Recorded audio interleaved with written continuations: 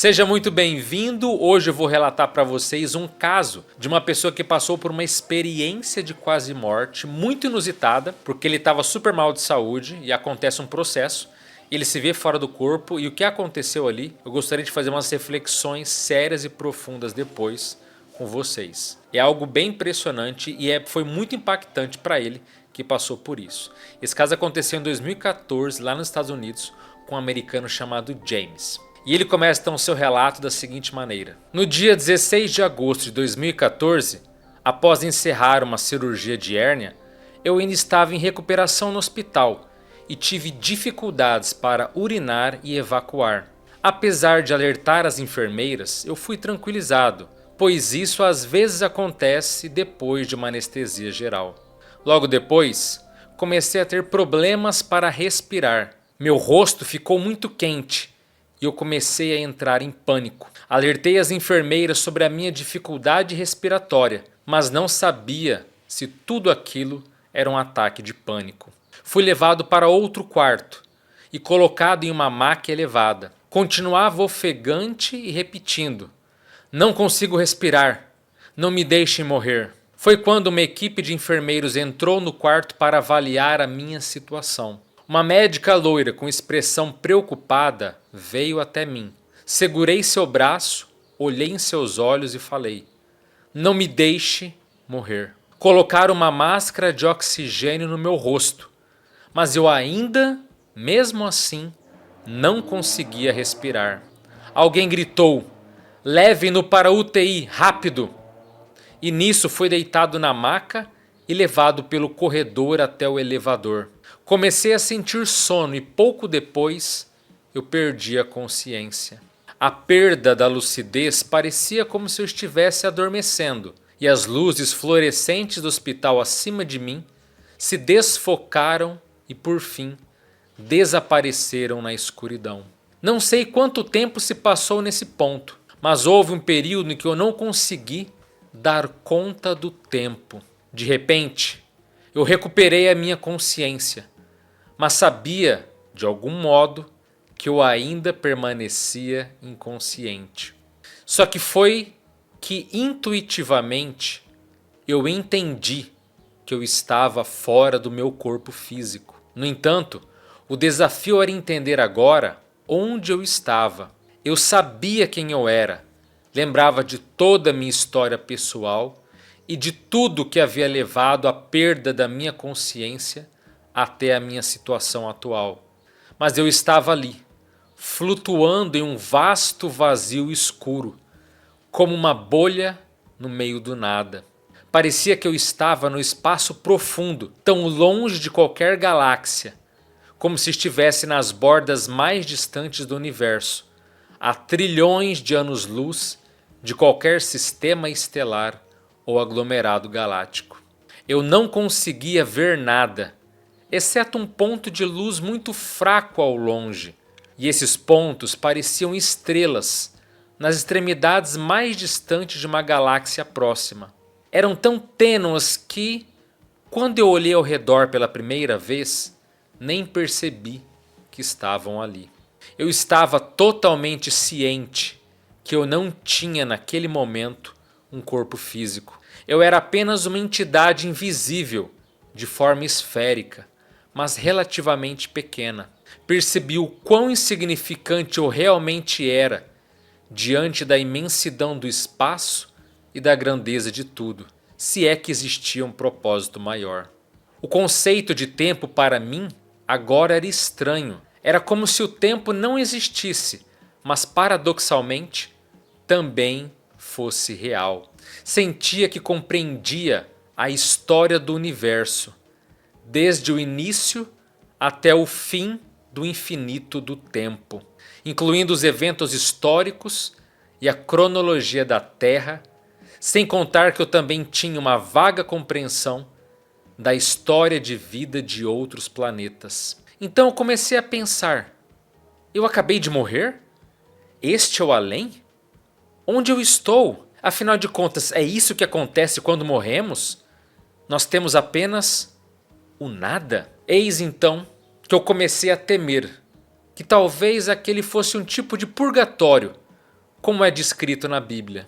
E eu me senti completamente isolado e pensei que talvez isso não fosse o purgatório, mas sim que na verdade não havia nada além de um vazio negro quando nós falecemos.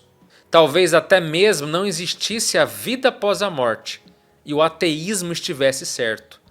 Afinal de contas, quando morremos, não restaria apenas nada. Mas após refletir sobre isso por um breve momento, percebi que não fazia o menor sentido. Porque se fosse assim, por que a minha autoconsciência continuaria existindo? Se eu ainda sabia quem eu era, mesmo sem a noção exata de onde eu estava, como eu cheguei ali e por que eu estava ali? Então, aquilo já era de algum modo algum tipo de vida após a morte. Era a única explicação que fazia sentido para mim naquele momento. Enquanto flutuava nesse vazio, comecei a me perguntar: o que eu fiz com a minha vida na Terra? O que eu realizei? Fiz algo que realmente teve significado? A sensação inicial que me dominou como resposta a essas perguntas foi: não realizei nada. Tudo o que fiz foi insignificante e sem maiores consequências. Mas então comecei a perceber que isso era verdade, mas até certo ponto. Algumas coisas importavam, embora poucas. A primeira era a conexão relacional com outros seres viventes. A segunda eram os atos altruístas que realizei enquanto vivia na Terra com uma forma física. Mas basicamente, essas eram as únicas coisas que realmente tinham importância. Ao revisar os detalhes da minha vida, percebi que tive alguns relacionamentos genuínos com outras pessoas e que foram, sim, significativos. No entanto, senti que nunca mais poderia vê-los ou interagir com eles novamente. Sentia-me completamente isolado e desconectado de todos na Terra com quem tive relacionamentos de cuidado e de amor. E isso incluía minha irmã, minha mãe e vários amigos com quem desenvolvi fortes laços emocionais enquanto eu estava na Terra. Tentei me comunicar telepaticamente com eles, usando pura força de vontade e determinação. Mas todas as tentativas falharam. Era como se eu estivesse tão distante, mas tão distante, como se fosse nos confins mais remotos do espaço profundo, que o meu, entre aspas, sinal não conseguia alcançar ninguém. Decidi então tentar me comunicar com qualquer ser consciente do universo, mas esses esforços também foram em vão.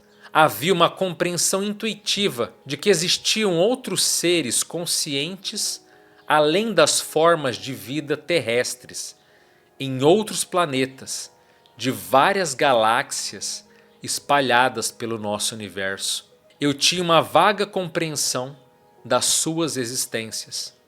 No entanto, minha capacidade de me comunicar com qualquer ser ou coisa além de mim mesmo estava completamente fora do alcance.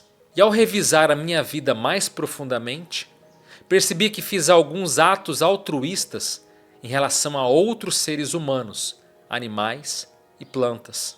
Esses atos foram significativos e cheios de propósitos, mas não tantos quanto eu esperava. A bondade que demonstrei para outras pessoas de quem gostava, para com animais em necessidade ou sofrimento, e para ajudar as plantas e os oceanos da terra, essas coisas sim tinham valor. Mesmo assim, no entanto, senti que desperdicei minha vida com buscas triviais de sucesso material, hedonismo e prestígio social. Todas essas coisas foram compreendidas como sem valor e totalmente insignificantes. Elas simplesmente não importavam. Era como, inclusive, se elas nunca tivessem acontecido. Eram inconsequentes, e um grande sentimento nesse momento de tristeza tomou conta de mim. Minha vida tinha sido insignificante. E o que mais me perturbou foi a realização de que nunca encontrei o amor verdadeiro enquanto estava vivo na Terra. Todas as minhas tentativas de encontrar uma alma gêmea tinham sido em vão. Senti uma dor profunda ao perceber isso, como se tivesse falhado de alguma maneira cósmica.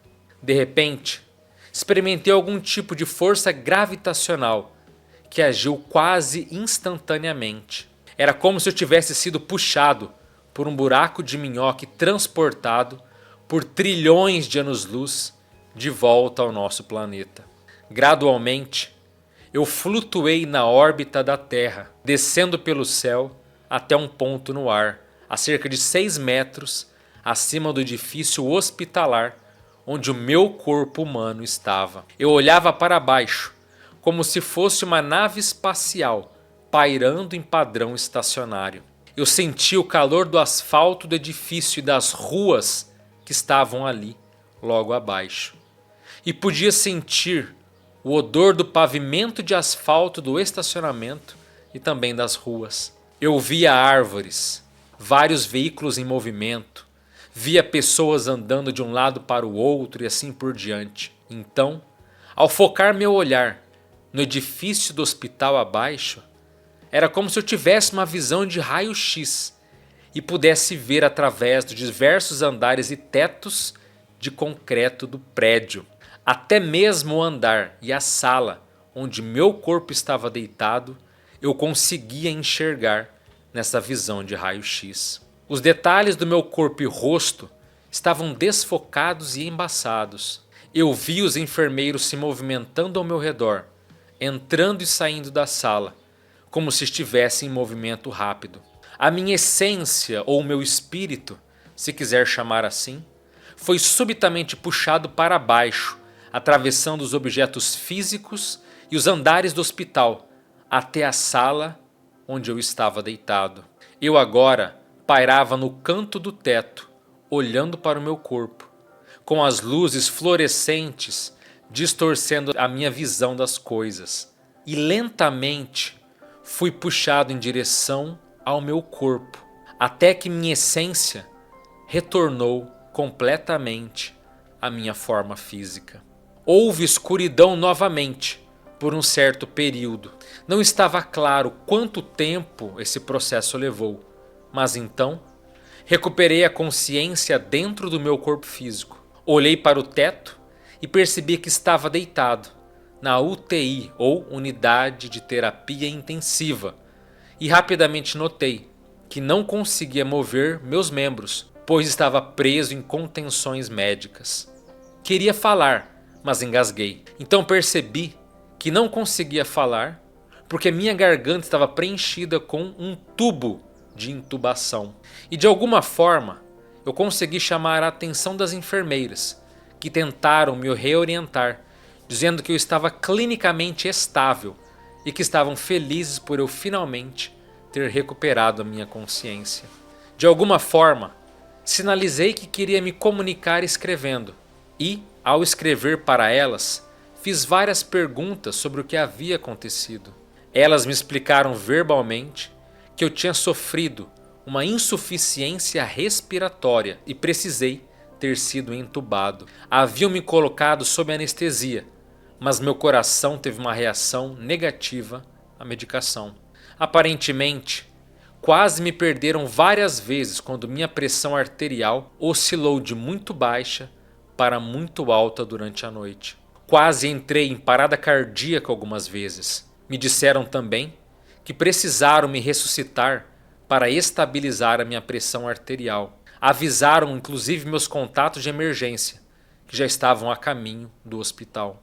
E eu permaneci na UTI por várias semanas, enquanto os médicos tentavam determinar a causa da minha insuficiência respiratória. Após vários exames, raio-x e tomografias, foi determinado que eu estava sofrendo de endocardite infecciosa, causada por uma bactéria associada à febre do arranhão do gato. E eles começaram com antibióticos intravenosos de amplo espectro, e assim que identificaram a infecção específica, ajustaram para os antibióticos mais eficazes para erradicar a bactéria do meu sangue. E durante uma avaliação mais aprofundada, descobriram que 2 das válvulas do meu coração estavam danificadas pela bactéria, mas esperavam que o tratamento com antibióticos por 6 semanas prevenisse danos adicionais. Fui transferido para uma unidade de cuidados prolongados e lá permaneci por cerca de 4 semanas. Na primeira semana, as enfermeiras leram uma ordem errada no prontuário médico do infectologista e administraram os antibióticos equivocados. Fiquei gravemente doente, com febre por várias noites. Consegui falar com o infectologista por telefone e expliquei o que estava acontecendo. Após investigar, ele percebeu o erro e corrigiu a medicação. E com os antibióticos certos, meus sintomas começaram a melhorar. Ainda não sei a resposta sobre para onde irei quando morrer. No entanto, aprendi a focar em fortalecer meus relacionamentos com outras pessoas, animais e plantas. Tento agir com cuidado, sendo o mais altruísta possível. Não me preocupo mais tanto com bens materiais. Sei que quando morremos, não levamos nada do físico com a gente. Esse caso ele é muito emblemático, fiz questão de trazer aqui nesse canal por uma razão muito simples. Veja que quando a gente fala de analisar a vida sob um prisma mais sério, é que você consegue descartar as inutilidades. O que é inutilidade? Questão bens materiais, fortuna, fama, sucesso profissional até certo ponto pode ser medido, mas qual a relevância disso? A gente vive e a compreensão da vida humana é a partir dos pontos altruístas. Caso você não saiba, o que o James passou foi um tipo de experiência de quase morte chamada de aflitiva. Sim, por que aflitiva? Porque ele foi para a chamada dimensão do vazio, onde ele tenta se comunicar, não consegue, tenta ser ouvido, não consegue. Ele está sozinho, isolado, numa dimensão absolutamente infinita e vazia, sem conexão com ninguém. Esse é um tipo de EQM patológico negativa. Olha que coisa. E isso pode e é usado como recurso didático para a pessoa rever a própria vida. Então eu pergunto para você, a mesma pergunta que o James se fez. O que você fez de satisfatório na sua existência? O que você criou de positivo para si ou para os outros? E isso vai dizer o quanto a sua vida está indo bem ou o quanto você pode às vezes se arrepender no futuro pelo que você não fez. Entende? Então veja, o que você fez de satisfatório não é o que as pessoas te aplaudiram, não é aquilo que fez mais sucesso para as outras pessoas. É um processo individual, íntimo, de origem interna. Você leva uma vida satisfatória? Você é feliz? Você se sente bem ajudando os outros? Você se sente bem se ajudando, evoluindo, crescendo? O que você pode fazer de significativo na sua vida? E eu não estou falando de ganhar um prêmio Nobel. Eu estou falando de você fazer algo que para você tem um significado, que possa ter um acréscimo também, se possível, na vida das outras pessoas. Essa é uma vida, mesmo no anonimato, mesmo com dinheiro contado, mesmo com tudo, é uma vida que vale a pena ser vivida. Ou você acha que todas as pessoas ricas, famosas e que têm status na vida após a morte estão bem? Olha, você se surpreenderia com a quantidade dessas pessoas que estão de mal a pior. O que a sociedade bate palma não quer dizer nada. Dinheiro é ruim, é negativo? Não, é um recurso. É um meio para que você consiga outras coisas, mas é um meio. E não tem nada de errado em ganhar muito dinheiro. Tem algo de muito errado a pessoa até ter, sei lá, sucesso ou status? Não tem nada de errado. Isso não é um pecado, não é algo que deva ser demonizado, não é isso. Mas assim, é isso pra você o que vale tudo? Tipo, se você tem muito dinheiro, ok, não é errado, mas o que você faz da sua vida? Né? Sombra e água fresca? Aí você morre, você vê que na tua vida você desperdiçou décadas sem fazer nada. Que você mesmo se julga mal por aquilo. Veja, esse caso do James não é que teve um juiz que falou, olha só o que você fez na sua vida. Foi ele. Deixaram ele na dimensão do vazio, falando, meu amigo, reflete sobre a sua vida aí. E ele ficou ali, sem tempo, que nesses casos o tempo é diferente realmente. O que ele falou condiz com as experiências de quase morte. E ele fala, mas e agora? O que eu faço? Que eu tô aqui, não tem ninguém. Ele teve que ser obrigado a olhar para dentro de si próprio, rever a própria vida. Veja, ninguém mostrou a vida para ele, como acontece em alguns casos. Não, Ele foi obrigado a pensar, mas espera aí, o que eu fiz? Onde é que aconteceu? Eu tive relações genuínas? E isso eu espero que você faça agora. Eu faço isso direto, refletir sobre a minha vida. O que eu estou fazendo? Onde é que eu estou errando? Onde é que eu estou acertando? Devo parar? Devo seguir? Sabe? Reflexão. Porque se você não faz agora, você pode ter uma quase morte para fazer isso na marra, como foi o caso dele, ou o que é pior, você está numa vida após a morte que você está só chorando leite derramado. Não dá para fazer mais nada, não dá para mudar uma grama. A vida humana já foi, nem corpo humano você tem mais. E aí? O que você faz de tudo isso, entende? Então essa reflexão que eu gostaria de trazer para vocês. Esse caso aqui eu já trouxe lá no Dimensão Mental, meu outro canal, onde eu falo exclusivamente de fenômenos, principalmente de quase morte, ou de EQM. E assim, eu quero trazer para cá também um pouco dessa reflexão, porque a vida é um contínuo. Seja aqui nesse corpo humano, seja em outras dimensões, seja na nossa próxima vida. Estamos numa cadeia de vivências multimilenares. Eu espero que você não seja pensado pela vida. Eu espero que você primeiro pense e tome as decisões necessárias enquanto há tempo. Então é isso, espero que esse vídeo possa ter ajudado você. Se quiser saber mais informações, temos vários cursos, links, mentorias, um monte de coisa para você. Olha o link aqui no próprio canal, no Saiba Mais, para você poder saber tudo o que a gente faz. Então é isso, eu fico por aqui, desejo um forte abraço a todos, as melhores energias para você, até a próxima, valeu!